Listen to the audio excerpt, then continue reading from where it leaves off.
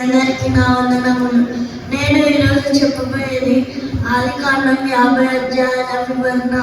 మొదటి అధ్యాయం దేవుడు 6 దినములలో చేసిన సృష్టి. 2వ అధ్యాయం దేవుడు ఆదామును అవ్వను ఏదెను తోటలో ఉంచుట.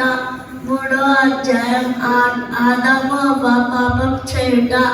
4వ అధ్యాయం కయ్యేను హేబేలు చరిత్ర. 5వ అధ్యాయం ఆదాము నుండి నోవాహు వరకు వంశావళి. 6వ అధ్యాయం నోవాహు కాలం నాటి ప్రజల పరిస్థితి, ఓడ నిర్మాణము. 7వ అధ్యాయం దేవుడు జలప్రలయం రక్షించుట.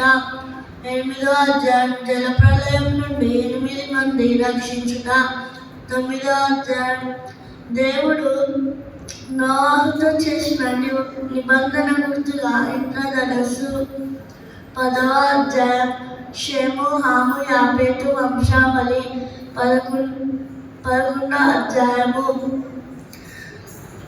బాబేలు తీర్మానము షేము నుండి అబ్రహాము వరకు వంశావళి. 12వ అధ్యాయం దేవుడు అబ్రహామును పిలుచుట. 13వ అధ్యాయం అబ్రహాము లోతు విడిపోవుట.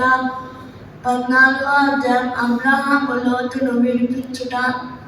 15వ అధ్యాయం దేవుడు అబ్రహాముతో సంతానం కలుగజేతునని మరలా చెప్పుట. 16వ అధ్యాయం ఇష్మాయేలీల జననం. 17వ అధ్యాయము దేవుడు అబ్రహాముతో చేసిన నిబంధన గుర్తు రాస్తున్నది. 18వ అధ్యాయం అబ్రహాము దేవదూతలకు ఆతిథ్యం ఇచ్చుట. 19వ అధ్యాయం దేవుడు సొదొమ గొమొర్రా పట్టణములను నాశనం చేయుట. 20వ అధ్యాయం అబ్రహాము గెరారులో నివసించుట. 21వ అధ్యాయం ఇస్సాకు జననం. 22వ అధ్యాయం అబ్రహాము ఇస్సాకును బలి ఇచ్చుట. 23వ అధ్యాయం శారా మృతి. 24వ అధ్యాయం ఇస్సాకు వివాహం. 25వ అధ్యాయం అబ్రహాము మరణం. ఏశావు యాకోబు జననం. 26వ అధ్యాయం ఇస్సాకు గెరారులో నివసించుట. 27వ అధ్యాయము ఇస్సాకు యాకోబును దీవించుట. 28వ అధ్యాయం యాకోబు కలగనుట. బేతేలులో దేవుడు యాకోబుకు కనిపించుట. 30వ అధ్యాయము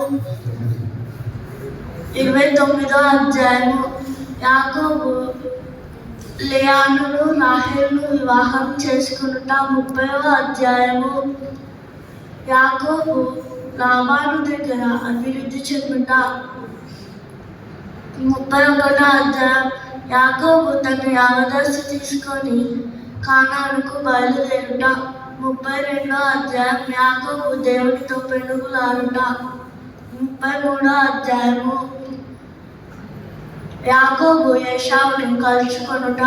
34వ అధ్యాయము దీనా విషయమై షిమ్యోను లేవి ఏబీలను చంపుట.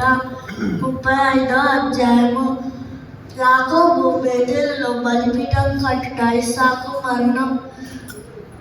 36వ అధ్యాయం ఏశావు జననం. ఏశావు వంశావళి. 37వ అధ్యాయం యోసేపును తన అన్నలు అమ్మవేయుట. 38వ అధ్యాయము యూదా తామారు నందు పేరేసును జరహాను కనెను. 39వ అధ్యాయము యోసేపు పోతిఫర్ ఇంట్లో అభివృద్ధి చెందుట, వర్ధిల్లుట.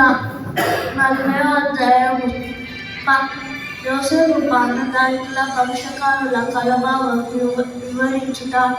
41వ అధ్యాయం యోసేపు ఫరో కలభావం వివరించుట. 42వ అధ్యాయము యాకోబు కుమారులు ధాన్యం కొనుటకు మొదటిసారి ఐగుప్తుకు వెళ్ళుట. 43వ అధ్యాయం యాకోబు కుమారులు ధాన్యం కొనుటకు రెండవసారి ఐగుప్తుకు వెళ్ళుట. 44వ అధ్యాయము యోసేపు బెన్యామీను గోడలో వెండి గిన్నెను పెట్టి వెనుకకు రప్పించుట. 35వ అధ్యాయము 45వ అధ్యాయము